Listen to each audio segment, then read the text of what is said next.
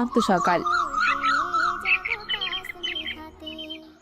হাফেজ রিয়াদ সাহেব আজ সূরা ফাতিহার তাফসির করছেন, কিন্তু এই নুরানি মজলিসের শেষ সারিতে বসে একটি কিশোরী মন আজ অন্য এক রঙিন মায়ায় বন্দী হয়ে আছে। সোনারা শোনো, সূরা ফাতিহা হলো কোরআনের মূল ভিত্তি। আমরা যখন বলি সিরাতাল মুস্তাকিম, তখন আমরা আসলে সেই পথের দাবি করি যা আমাদের জান্নাতের দরজায় পৌঁছে দেবে। এই পথ সোজা না, এই পথ আলোর। মনে রেখো, দুনিয়ার রঙিন আলো অনেক সময় আমাদের চোখ ধাঁধিয়ে দেয়, কিন্তু কোরআনের আলো আমাদের অন্তরকে উজ্জ্বল করে। উফ, এই নতুন মিউজিকটা কি জোস!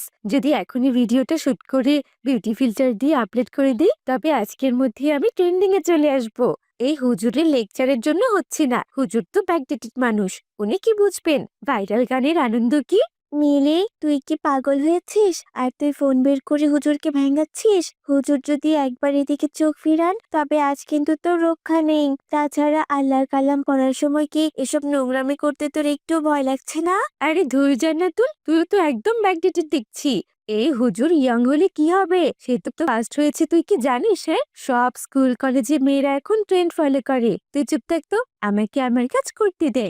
মিলির চঞ্চলতা আর অবাধ্যতা যখন শান্তির একটা ক্লাসের নিস্তব্ধতা ভাঙছে, তখন হাফেজ রিয়াদের অভিজ্ঞ চোখ ঠিকই তা ধরে ফেলে। হাফেজ রিয়াদ দীর্ঘক্ষণ মিলির দিকে তাকিয়ে রইলেন, তার চোখে তখন রাগের চেয়ে করুণা বেশি ছিল।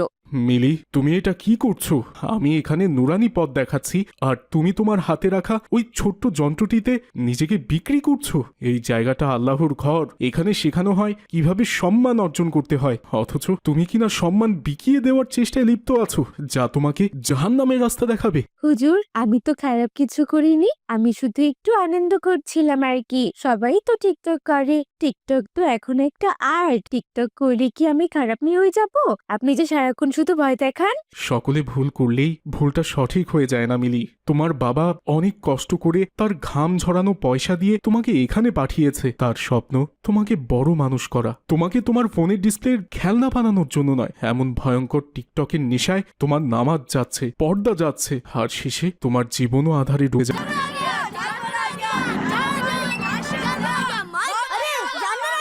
बड़ा तगड़ा जानवर है भाई, माशाल्लाह।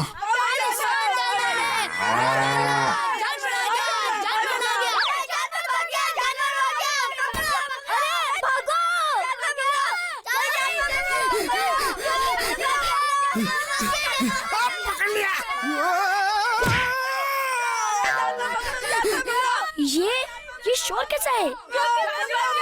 अरे ये तो असद भाई है। अरे ये जानवर तो असद भाई के पीछे लगा हुआ है। नहीं भाई, जानवर उनके पीछे नहीं लगा है, वो जानवर के आगे भाग रहे हैं।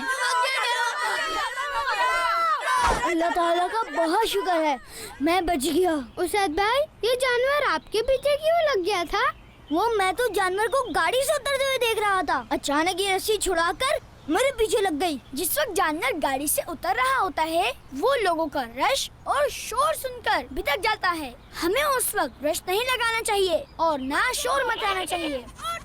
शाबाश!